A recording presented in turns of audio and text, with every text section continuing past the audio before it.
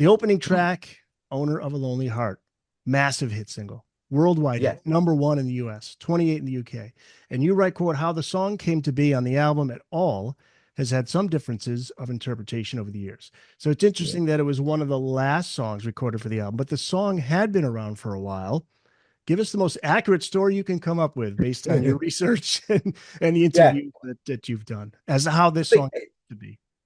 yeah. There is some direct. This is the only point at which there is some direct contradiction um, between two different people talking about this, because Trevor Horn says that they were at a listening session actually at Trevor Rabin's home. I think it was. Yes, it must have been Trevor Rabin's home in California. So this was during the rehearsal process, but of course they weren't rehearsing, 9 till 5, 7 days a week. Kay and Rabin both lived in Los Angeles, or the Los Angeles area. So they went home quite a lot. So they were at home, the whole band were there. They're doing a listening session to listen to what albums might go, what tracks might go on the album. They play a load of songs, and right at the end of the tape, Owner of a Lonely Heart comes on. And Trevor Horn says, wow, that's a hit. That really is a hit. And Trevor Rabin says, no, that was never intended for yes. That's just a song I was using just trying to get a deal. Now, I think that's true up to a point. However, Trevor Rabin said that he always intended that song for yes. And that it actually they decided when they were rehearsing, they decided not to rehearse that one. They decided to bring it in much later in the process. I suspect the actual truth is somewhere between, it's in there somewhere, but that's the only area where there's direct contradiction. The other slight contradiction is who wrote it, or who deserves a writing credit, because there are 4 writing credits on that track, and obviously it's such a huge hit that anybody with a writing credit on that track is going to earn a lot of Oh, money. that's why. Yeah, I was gonna say this is a big discussion, right? As to who Yeah. gets credit. So when you listen to the demos, it's very clearly 90% of it is Trevor Rabin's song. There's no doubt about that. However, Trevor Horn claims he rewrote some of the lyrics, which he may or may not have done. Trevor Rabin says he didn't. Trevor Horn says he did. However, I'll come back to that. John Anson definitely did rewrite some of the lyrics, for which he does deserve a writing credit. And Chris Squire wrote. There's a little bridge section, and Chris Squire wrote that, for which he also deserves the credit. However, even if Horn didn't rewrite any of it, I think he still deserves a writing credit because his production is all over it, and his arrangement is so astonishing, particularly if you listen to a lot of the detail in there, that I would say that makes him a co-author as far as I'm concerned. Agreed. But, Yeah, brilliant work. but having said that, when you listen to the fully recorded demo that they put together, or that he put together, you could hear it's Trevor Rabin's song. It's just been the tone is different, but the song, some of the lyrics, and most of the melodies are Trevor's, definitely. And I believe the original version or the demo version is online. Yeah, I you can think. this actually you can that it's on YouTube. It also appeared on Trevor's album called 90124, which is a bunch of his demos. So you can hear his original demo, which he wrote on the toilet, which is just him playing, strumming an acoustic guitar, but he's playing the riff and singing "Owner of a Lonely Heart," that melody. And then there's a much longer, much more professional demo that is very similar and has a lot of those Fairlight sort of noises in it, but played on a mini moog, I think. Okay. And then there's a little pre-chorus in there that they cut out, very wisely cut out for the main version. What's the connection to the Police drummer Stuart Copeland on this song too? I found Um, this interesting because I'm a huge Stuart Copeland fan. yeah, sure. No, he was Trevor Horn was a big fan of Stuart Copeland's drum sound in the Police, and noted that Stuart's snare was always tuned high, tuned to a top A. So what he did was he tuned Alan White's snare to a top A to get a similar sound. You can And hear it. there's a story, I think it's in the book, where when they go to record it, first of all, he wanted to program it.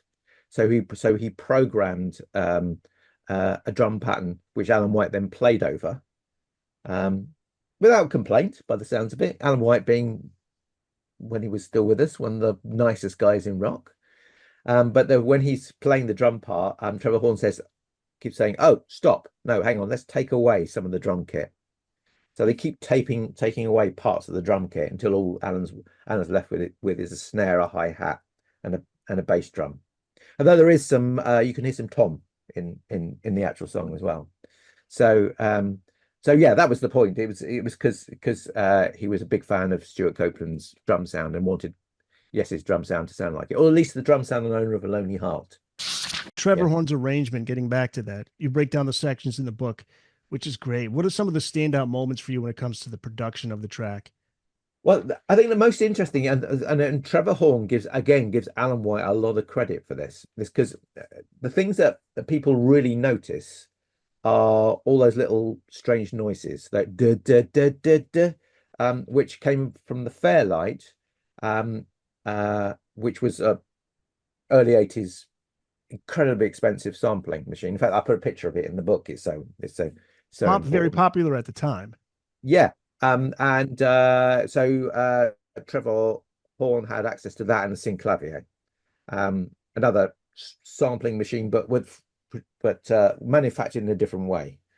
So when you hear those, some of those are played by Alan White on the Fairlight. So you got the Fairlight keyboard, and you might have an acoustic guitar on one bit, and you might have the horn, bah, that horn noise in another bit. So that was one of those strange production tricks. Although it was actually played by a person, Alan White in this case, it was a strange production trick that gave the song a lot of character.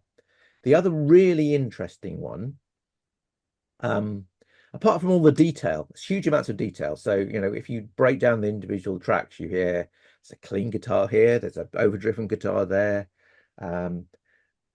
is that there's some cowbell in it.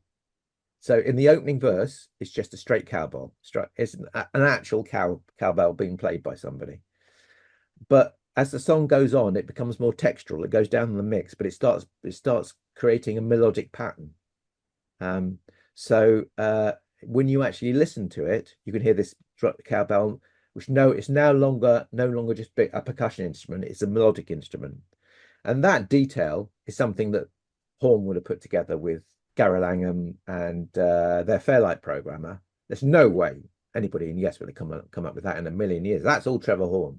So Amazing. the detail, this is amazing. It's 4 minutes 20 seconds, and the amount of detail in that song is what makes it.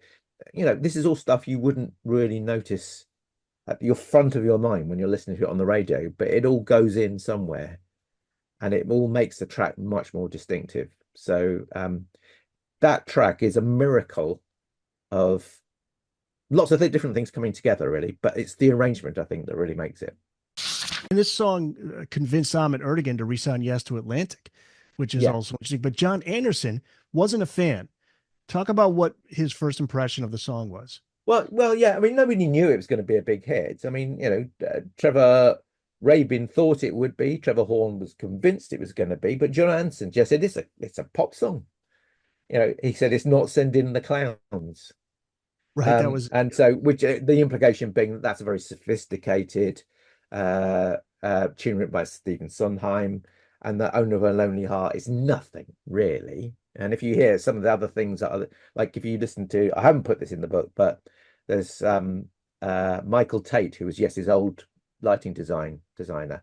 If you hear him talking about Owner of a Lonely Heart, he just says anybody could have done that. That's not Yes. And I think that's what John Anderson's attitude was at the time. Of course, he plays it all the time now. When he does his gigs with the band gigs, they play Owner of a Lonely Heart. It's, he's forever associated with that song. But at the time, he was unimpressed. But I don't criticize him for that, really. It's understandable. It is fundamentally a deliberately commercial pop song. I think the reason why he was complaining about it was not that he didn't think it was a worthy song, but he was being asked to sing it again. He'd sung it, and then they changed it, and he was asked to sing again. And he's sort of saying, well, why? It's just a crap pop song. I've already Mm, sung it, you know. okay. So it's so that's I don't think he was saying it shouldn't be on the album. I think he was just saying, what's the point in fiddling Gotcha. with it too much? Okay. Yeah. I've done Get it what you're already, saying. you know. Yeah. So Yeah. he came up with all the lyrics. It's all of his.